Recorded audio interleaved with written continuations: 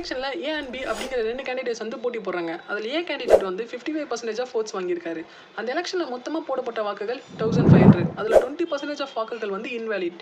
இப்போ கொஸ்டின் என்ன கேட்குறாங்கன்னா, அந்த பி அப்படிங்கிற கேண்டிடேட் வந்து மொத்தமாக எவ்வளோ வாக்குகள் வாங்கியிருக்காரு அப்படின்னு கேட்குறாங்க. ஃபர்ஸ்ட் நம்ம டோட்டலாக எவ்வளோ ஓட்ஸ் போட்டுருக்காங்கன்னு பார்க்கணும். நம்ம கொஸ்டினில் என்ன சொல்லியிருந்தாங்க, 7500ன்னு சொல்லியிருந்தாங்க. ஆனால் அதே மாதிரி 20% வந்து அதில் இன்வாலிட் ஓட்ஸ்னு சொல்லியிருக்காங்க. ஸோ இப்போ நம்ம என்ன பண்ணோம்னா 7500லேருந்து 20% மைனஸ் பண்ணோம். அதுக்கு 20% வேல்யூ என்னன்னு கண்டுபிடிக்கணும்.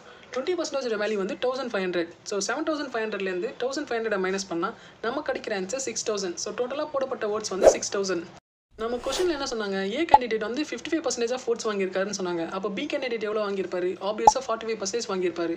இப்போ நம்ம என்ன பண்ணோம்னா இந்த 6000லேருந்து 45% எவ்வளோன்னு சொல்லிட்டு கண்டுபிடிக்கணும். நம்ம 45% ஈக்குவல் டு 2700.